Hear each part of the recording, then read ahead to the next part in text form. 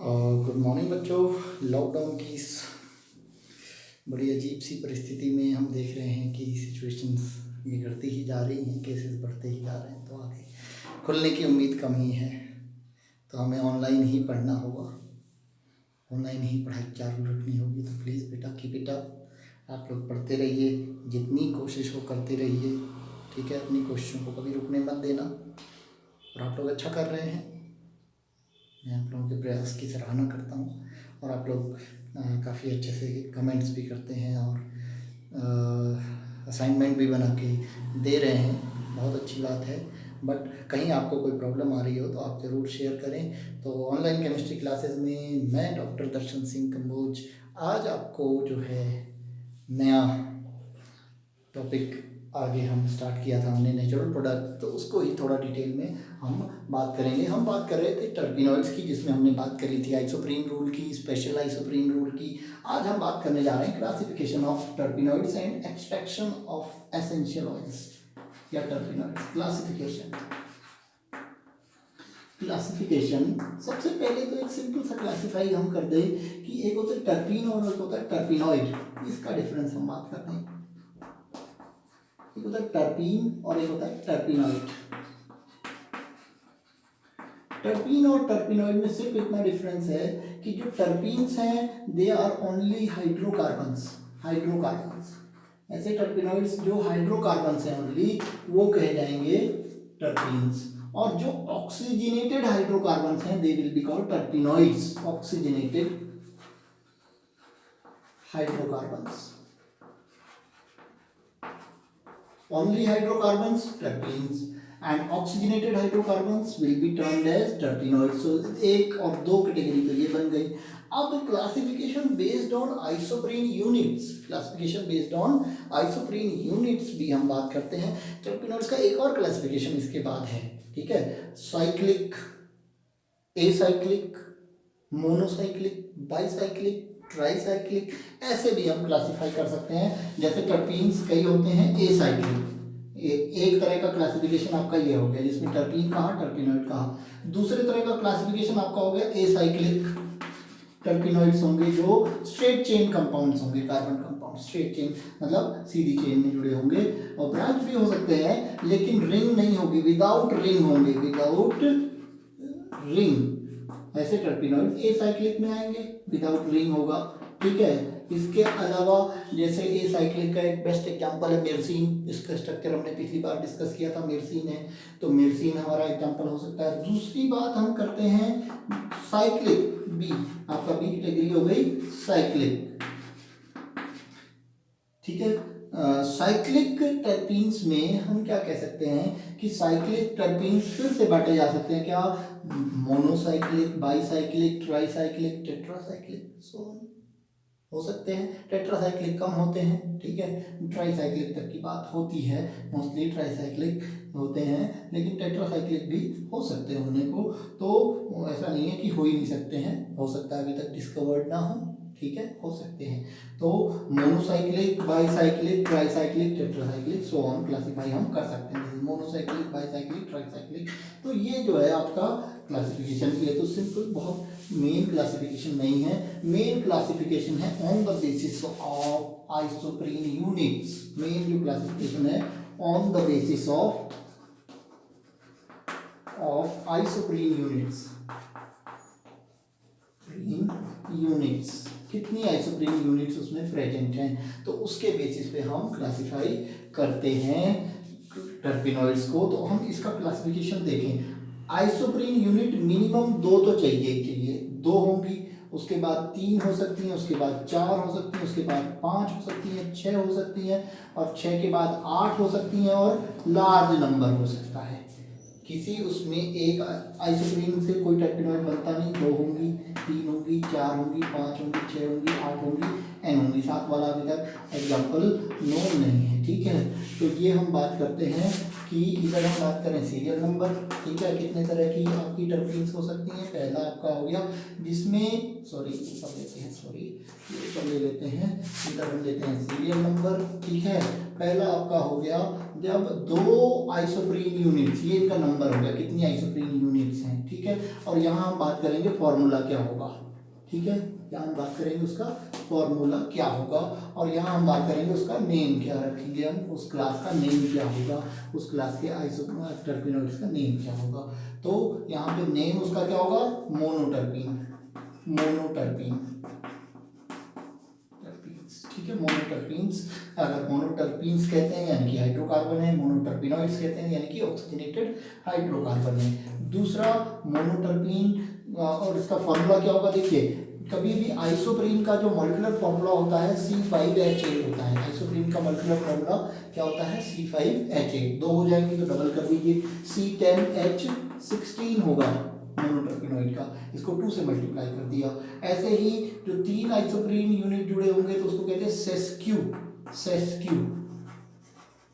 Terpenes, ठीक है। Sesqui terpenes means 3 isoprene unit, तो 3 आइसोप्रीन यूनिट्स यानी C15H24, इससे 3 से मल्टी इसको भी कर दीजिए, इसको भी C15H24, बहुत आसान है। तो ये सेस्क्यू हो गया। अगर 4 मोनोटर्पीन्स जुड़े हैं तो उसको कहते हैं डाइटर्पीन,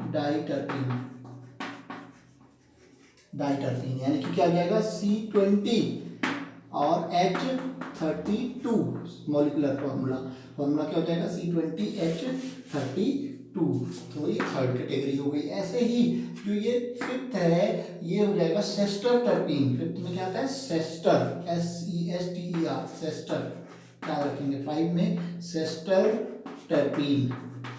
टर्पीनॉइड मैं आपको पहले ही समझा चुका हूँ। सेस्टर टर्पीन कितना हो जाएगा, C25 और H40, 5 से मल्टीप्लाई करना है, C25H40, तो ये फोर्थ कैटेगरी हो गई। 5 आइसोप्रीन यूनिट्स, और उसमें अगर 6 आइसोप्रीन यूनिट्स हैं तो 6 आइसोप्रीन यूनिट, फिफ्थ आपका हो गया 6 आइसोप्रीन यूनिट वाला, इसको कहते हैं ट्राइटर्पीन,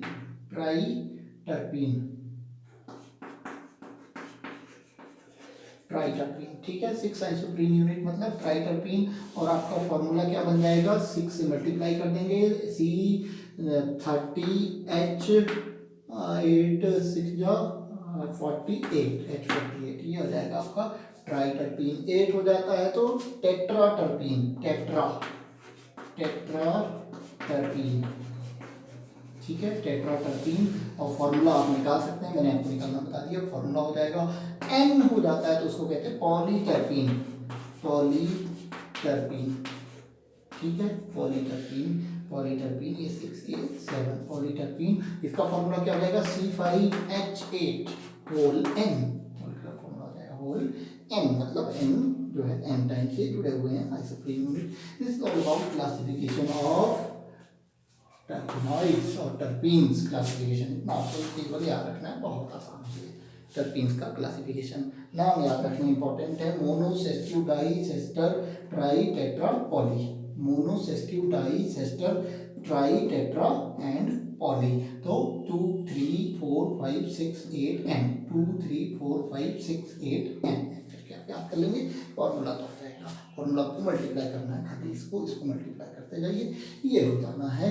तो this is all about classification. Now we are moving on to the next topic, that is extraction of essential oils. Actually, essential oil is a complicated mixture of terpenoids, that is monoterpenes and sesquiterpenes. Complicated mixture होता है बहुत ज़्यादा terpenoids का। तो terpenoids extract करने हैं का मतलब क्या है कि हमने एसेंशियल ऑयल एक्सट्रैक्ट करना है। Mostly terpenoid chemistry is concerned about essential oil chemistry. Essential oils ऐसा ऑयल जिसमें कि खुशबू हो, एसेंस हो, ठीक है। तो essential oil, extraction of essential oil.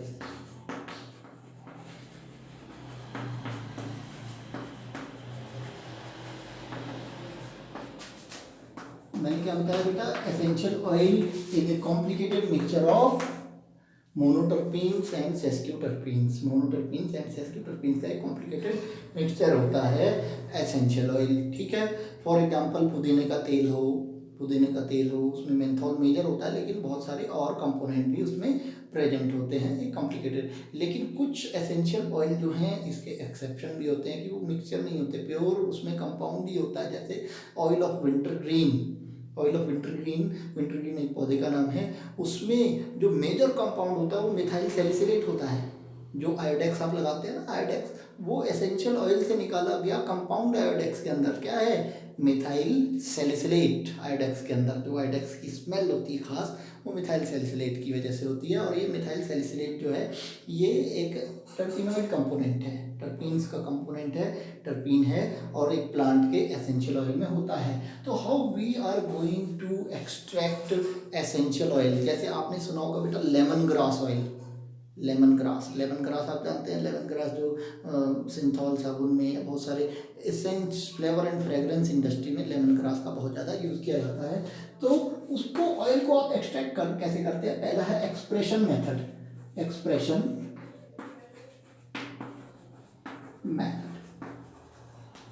Expression method है क्या कि कोई भी आप प्लांट लें जिसका आप एसेंशियल ऑयल निकालना चाहते हैं, और उस प्लांट का आप क्या करें, उस प्लांट को आप उसको कूट पीस के उसका वो रस निकाल दें, रस निकाल दें पीस के। जैसे मिक्सी से के थ्रू आप फ्रूट्स का जूस निकालते हैं, मिक्सी में घुमा के फ्रूट्स का जूस निकालते हैं, वो क्या है, एक्सप्रेशन है, एक तरह से जूस का एक्सप्रेशन कर दिया आपने। ऐसे ही जिनमें एसेंशियल ऑयल होता है उनका भी हम क्रश कर देते हैं, उनको पीस देते हैं एक तरह से, और उनका जो एक्सट्रैक्ट निकलता है, क्रूड एक्सट्रैक्ट, जूस की तरह जो चीज़ निकलती है, वो कैसी मेथड कहलाएगी, एक्सप्रेशन मेथड।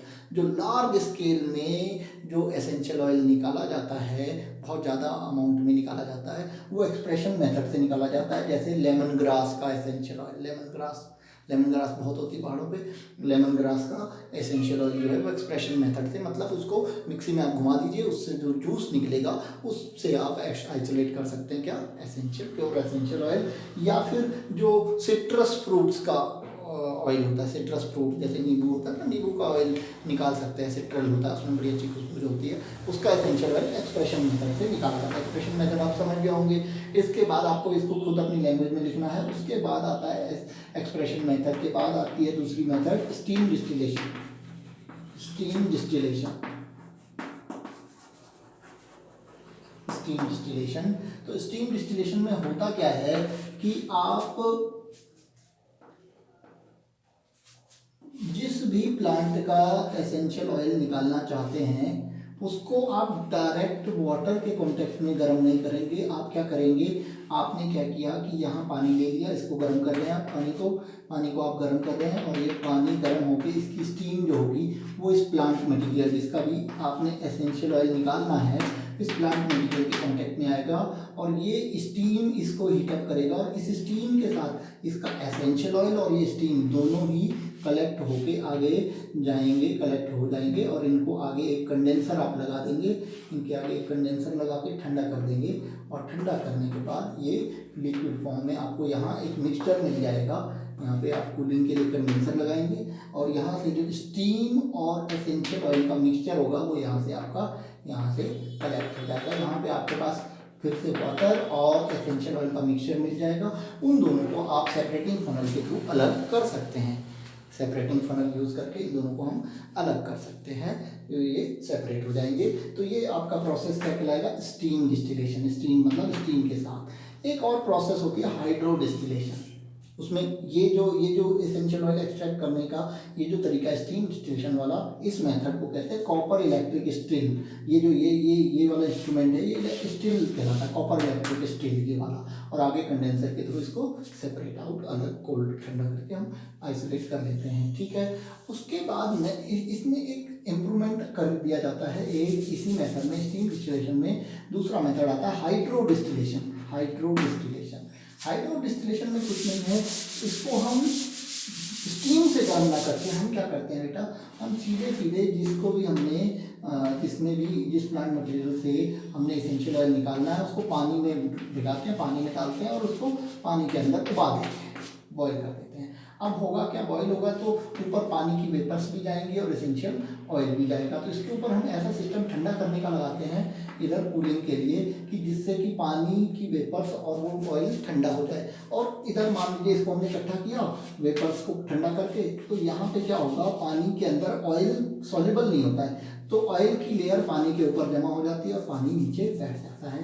पानी हैवी होता है और एसेंशियल ऑयल हल्के होते हैं, तो इसकी लेयर ऊपर अलग हो जाती है अपने आप। तो जो ज़्यादा क्वांटिटी में इसके लिए क्लेवेंजर यूज किया जाता है। क्या यूज किया जाता है बेटा, क्लेवेंजर एक स्पेशल टाइप का इंस्ट्रूमेंट है जिसमें आप पानी भर के उसमें प्लांट मटेरियल डाल देते हैं, वो उबलता रहता है और ऑयल और वाटर का मिक्सचर ऊपर ठंडा होकर लिक्विड में बदलता रहता है और ये दोनों कलेक्ट होते रहते हैं। तो इस तरीके से हाइड्रो डिस्टिलेशन, इसकी कुछ और मेथड्स हैं हाइड्रो डिस्टिलेशन के बाद कि सुपराक्रिटिकल फ्लूइड एक्सट्रैक्शन, CO2 के थ्रू सुपराक्रिटिकल फ्लूइड एक्सट्रैक्शन, या extraction by solvent, direct solvent extraction भी है, डायरेक्ट सॉल्वेंट के थ्रू भी एक्सट्रैक्ट कर सकते हैं। और एक इंडस्ट्रियल मेथड है जिससे कि आप कहते हैं बाई फैट एड्जॉर्प्शन, फैट के थ्रू एड्जॉर्ब करके हम इंडस्ट्रियली भी एसेंशियल ऑयल को, ये जो कन्नौज में बहुत ज़्यादा एसेंशियल ऑयल्स की इंडस्ट्रीज़ हैं वहाँ जो है फैट एड्जॉर्प्शन के थ्रू बहुत ज़्यादा एसेंशियल ऑयल कलेक्ट किया जाता है। तो आज के लिए इतना ही,